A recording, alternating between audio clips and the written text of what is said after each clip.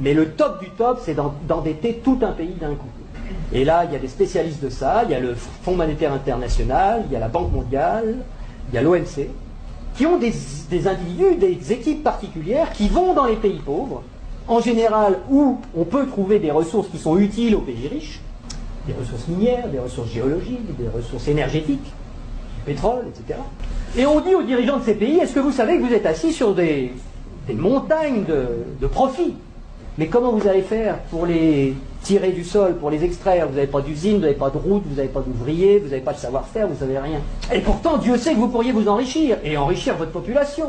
Ben non, on ne peut rien faire, on n'a rien. Écoutez, nous, on est le FMI, on est la Banque mondiale, on peut vous prêter des milliards de dollars. Et avec vos milliards de dollars qu'on va vous prêter, vous allez pouvoir exploiter vos ressources et nous rembourser haut la main sans problème. Mais il y a une petite clause dans le contrat de prêt, et de toute façon vous ne pouvez pas y couper, c'est que vous allez avoir besoin de routes, vous allez avoir besoin d'un port pour que les pétroliers puissent aborder, vous allez avoir besoin d'un pipeline pour aller des puits de pétrole au port, vous allez avoir besoin de soldats pour protéger le pipeline des terroristes, donc on amènera aussi quelques soldats, et vous allez avoir besoin de beaucoup d'argent pour financer tout ça, et à qui vous allez acheter tout ça? Où sont vos entreprises? Mais on vous a dit, on n'a pas d'entreprise. Ah bon? Bah écoutez, c'est pas grave, nous on en a.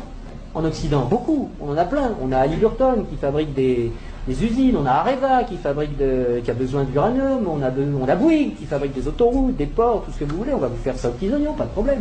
Et c'est comme ça que ça marche. On vous prête 15 milliards, sous réserve que vous fassiez travailler nos entreprises, et de toute façon vous ne pouvez pas faire autrement. Donc regardez bien ce que ça fait au point de vue monétaire. Il y a 15 milliards qui sont créés par le Fonds monétaire international et la Banque mondiale.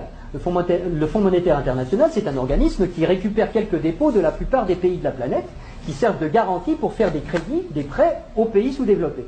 Donc, il y a 15 milliards qui partent de la Banque mondiale et qui vont sur les comptes du pays sous-développé. Et aussitôt, ces 15 milliards-là qui sont dans le pays pauvre, ils retournent dans le pays riche pour aller payer des entreprises occidentales qui vont dans le pays pauvre faire du boulot, construire des trucs. Donc, ce qui est génial, c'est que les 15 milliards qui sont partis des pays occidentaux, qui sont allés dans le pays pauvre, il y a des services qui sont exportés par les pays occidentaux envers les pays pauvres, et l'argent, qu'est-ce qu'il fait? Il revient dans les pays riches, les 15 milliards, ils reviennent. Bon.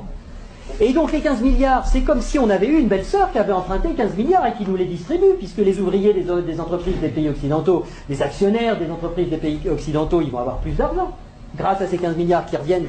Donc ils vont les dépenser dans l'économie, ça nous fait des transactions nouvelles, de l'emploi nouveau, qui va ruisseler dans notre économie. Mais c'est pas tout à fait comme si c'était des belles-sœurs qui les